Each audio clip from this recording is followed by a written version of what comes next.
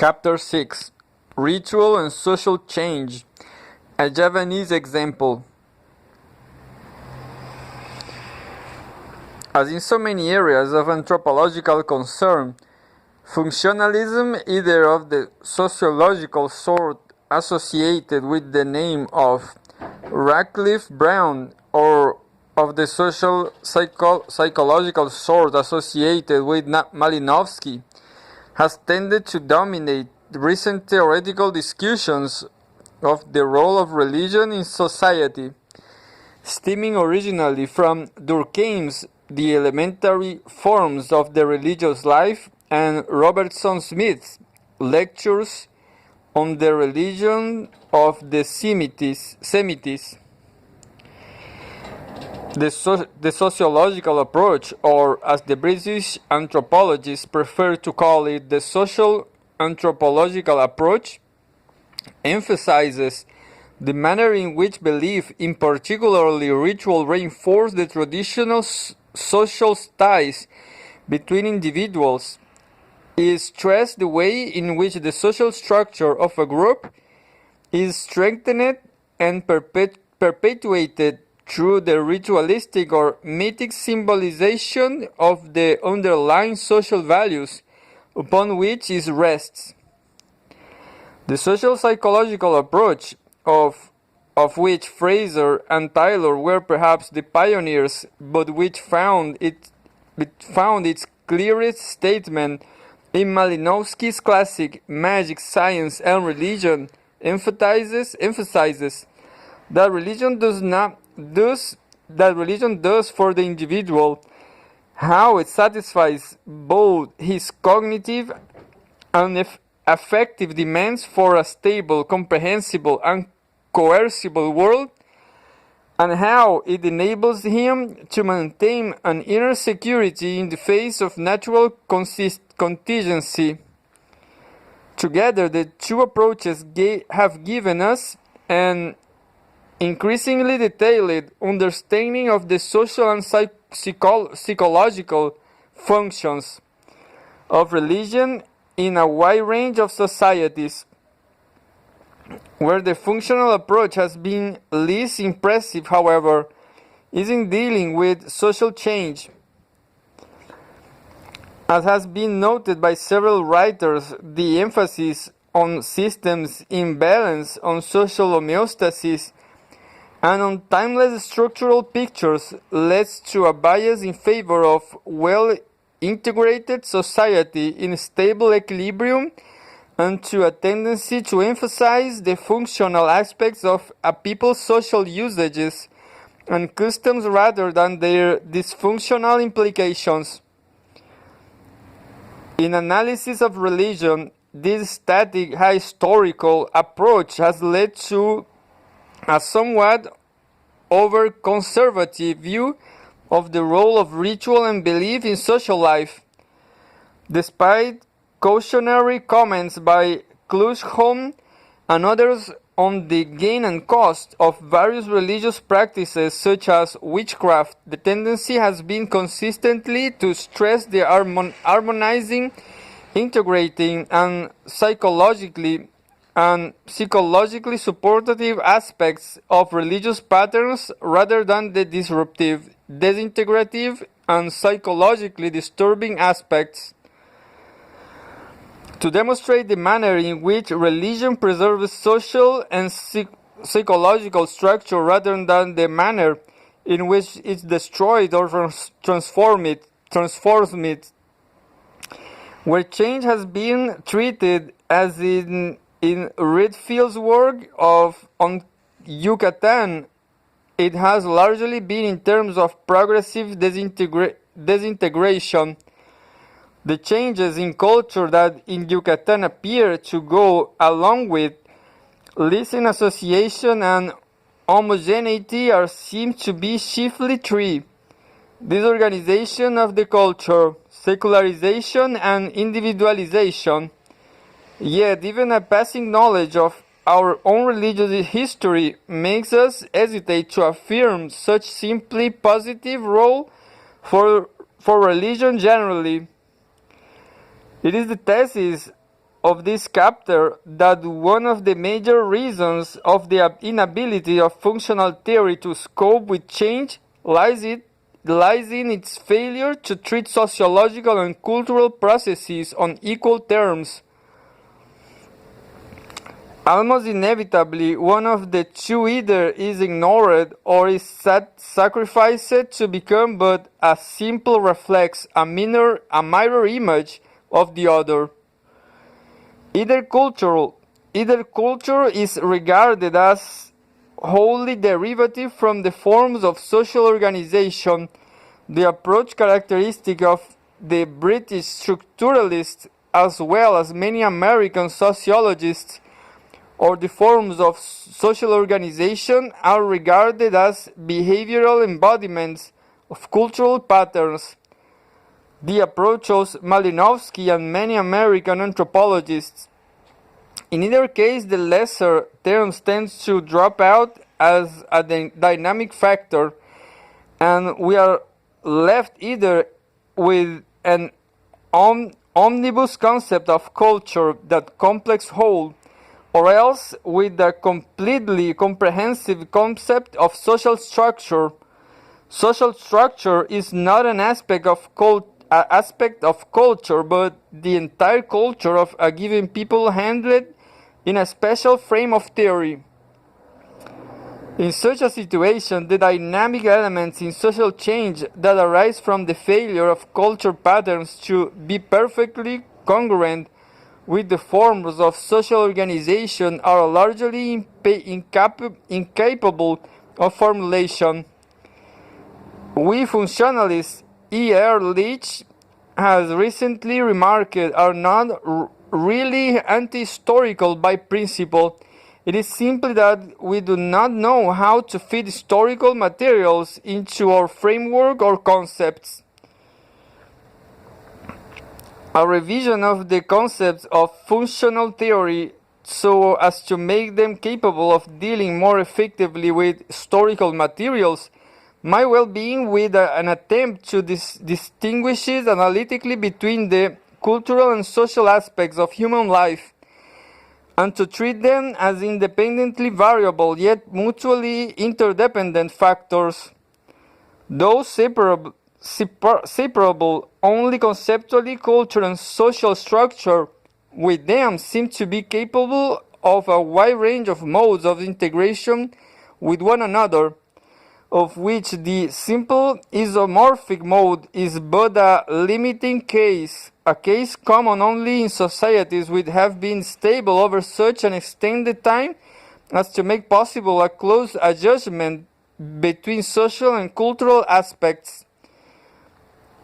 In most societies where change is a characteristic rather than an abnormal occurrence, we shall expect to find more or less radical discontinuities between the two.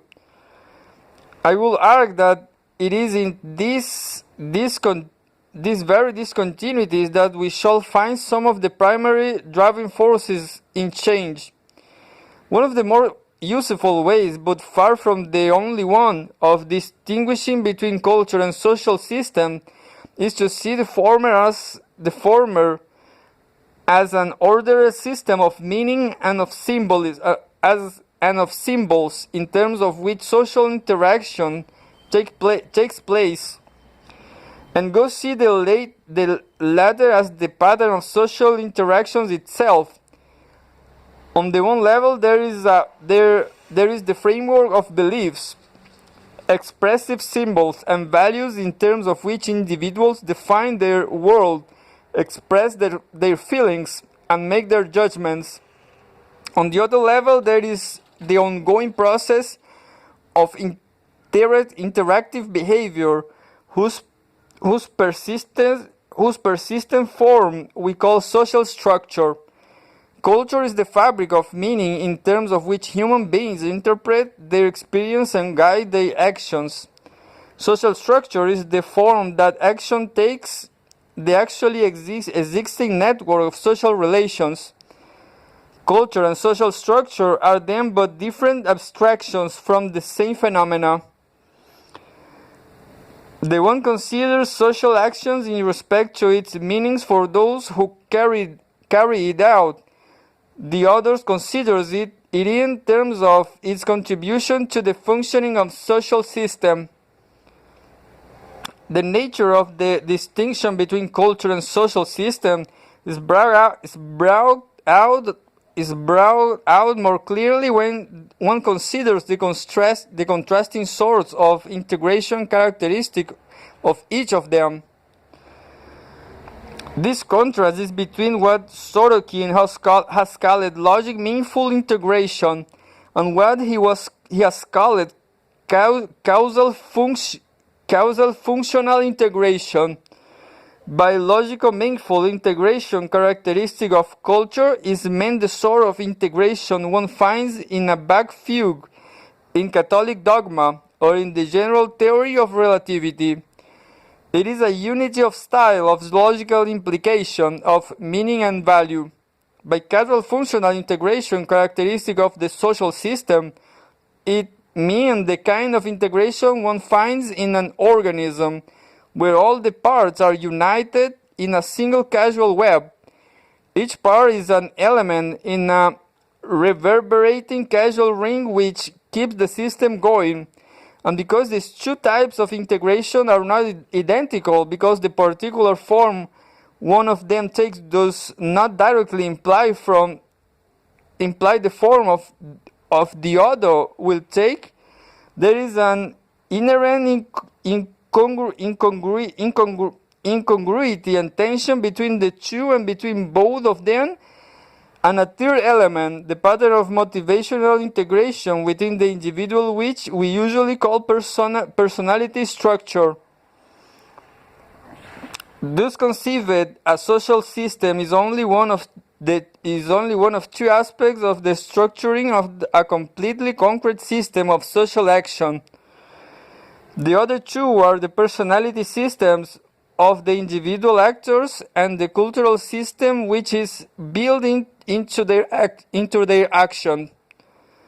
Each of the three must be considered to be an independent focus of the organization of the elements of the action system, in the sense that no one of them is theoretically reducible to terms of one or a combination or the other two. Each is indispensable to the other two, in the sense that without personalities and culture there will be no social system, and so on around the roster of logical possibilities. But this interdependence and interpenetration is a very different matter from reductibility, which will mean that the important properties and processes of one class of system could be theoretically derived from our theoretical knowledge of one of or both, or the other two. The action frame of reference is common to all three, and this fact makes certain transformations between them possible. But on the level of theory,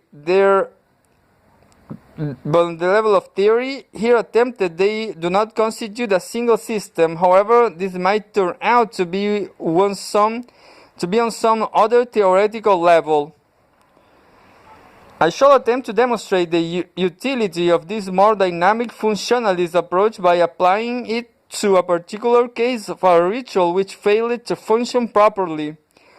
I shall try to show how an approach which does not distinguish the logical, meaningful cultural aspect of the ritual pattern from the casual, functional, social, structural aspects is unable to account adequately from this ritual failure, and how an approach which does so distinguish them is able to analyze more explicitly the cause of the trouble.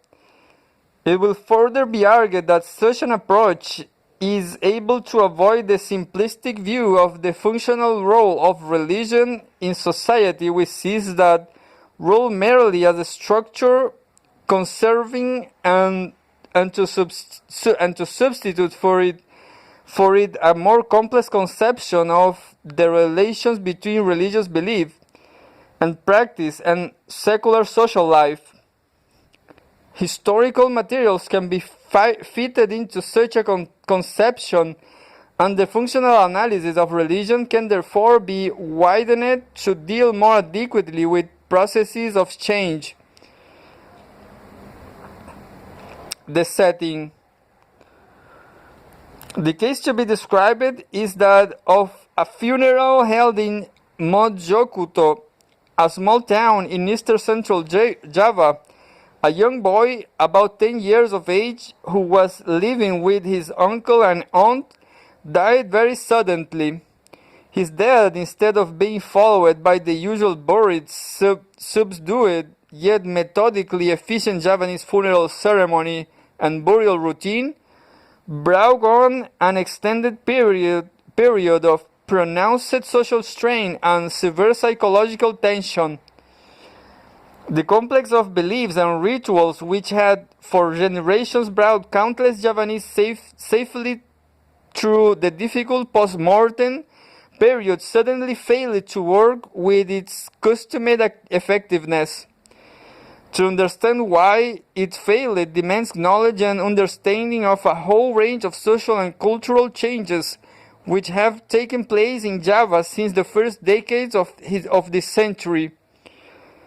This disrupted funeral was in fact but a microscopic example of the broadest conflicts, structural disillusions, and attempted reintegration which, in one form or another, are characteristics of contemporary Indonesian societies. The religious traditions of Java, particularly of the peasantry, is a composite of Indian, Islamic, and indigenous Southeast Asian elements. The rise of large militaristic kingdoms in the inland rice basins in the early centuries of the Christian era was associated with the diffusion of Hinduistic and Buddhist culture patterns to the island. The expansion of international maritime trade in the port cities of the northern coast in the 15th and 16th centuries was associated with the diffusion of Islamic patterns.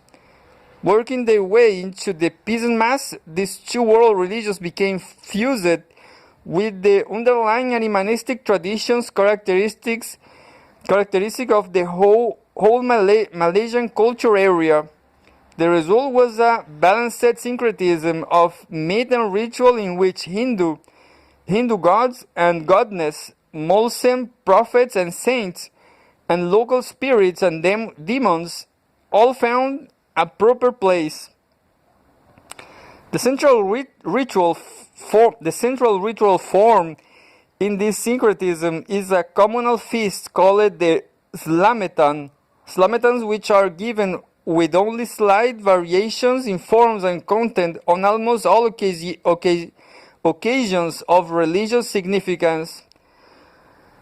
At passage point in the life cycle, on calendrical holidays, at certain stages of the crop cycle, on changing one's residence, and so on, are intended to be both offerings to the spirits and commensal mechanisms of social integration for the living. The meal, which consists of specially prepared dishes, each symbolic of a particular religious concept, is cooked by the female members of one nuclear family household and set out on mats in the middle of the living room.